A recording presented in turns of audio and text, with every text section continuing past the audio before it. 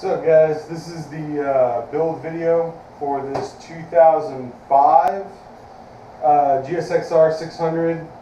It's leaking a little oil. We're going to replace some of the starter cover and cover on the other side. The chain broke, so it broke the clutch holder piece, so we're actually replacing that, and we're going to basically get it street legal. This bike's actually all tagged and titled right now.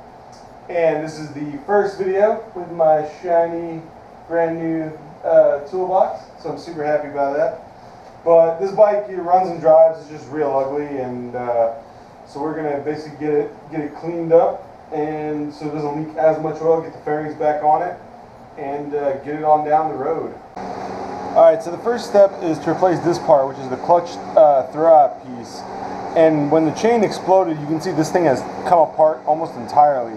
So we just have a new one, and we got to basically figure out what they did to jerry-rig this in place, remove it so that we can remove this whole piece and install it in our new cover. And then we're going to transfer this is the neutral sensor, the speed sensor, something like that.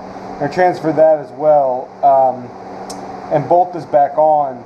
It actually took a part of the block out right here, so we're going to have to, we're going to keep this rod in here because it's not the best solution, but it's an okay solution. It's already in there. And then they were actually using this, which is a piece of coat hanger, as the push rod. So when you actually pull the clutch in, as you can see, what happens is this moves and this rotates out, and there's a rod in here. It basically pushes out this way and releases the clutch. We're going to replace this back with the actual stock OEM piece, and we're going to replace the gasket that's around it. Here's the seal we're going to be replacing, and then here's the rod that they replaced with a coat hanger that's supposed to be in there. So you can tell this is much stiffer, stronger than a coat hanger. So we're going to replace this seal, we're going to replace this rod, and then we're going to actually reassemble this side and move on to the other side. So in order to fit with this bolt that they had put in before, I had to actually ream the hole out several sizes, which is not really an ideal solution, but at the end of the day, sometimes you just got to get it done. So now we're actually going to find bolts out of my spare bolts parts to fit up here, and then actually this side I think will be done, and we can move over to replacing the missing clutch bolt on the other side. Thankfully, the seller had sent me pictures with some of this stuff off of the bike, and so I saw that he was actually missing a clutch spring and a clutch bolt, which is not good. So we're going to take the clutch cover off. Now that all the oil is drained, we're going to take the clutch cover off, replace it, re-RTV it, put it back on, and then we're going to replace the starter cover that's leaking a bunch of oil as well.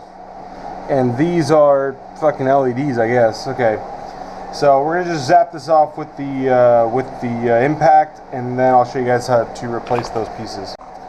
So there you go.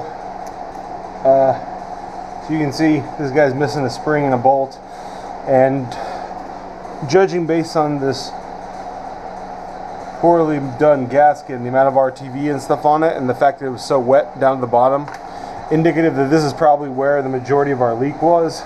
So we're going to prep the gasket surface, RTV it, and that should take care of the majority of the leak, and then we'll take care of the idler gear cover. But for the starter,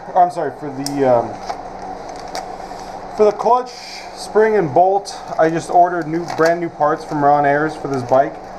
And they're pretty simple to install. You just slide the spring over, slide the bolt in,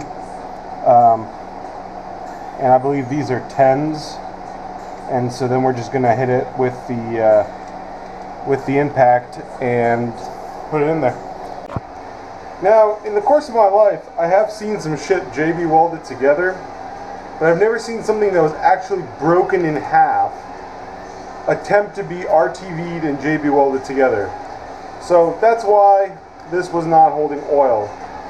So we're going to replace it with one that's not broken to shit and that will hold oil. So that's good. And this, kids, is why you should not take a hacksaw to your exhaust.